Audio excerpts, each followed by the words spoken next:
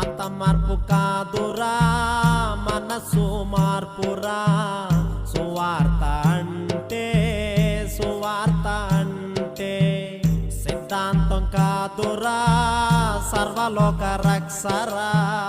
సువార్త అంటే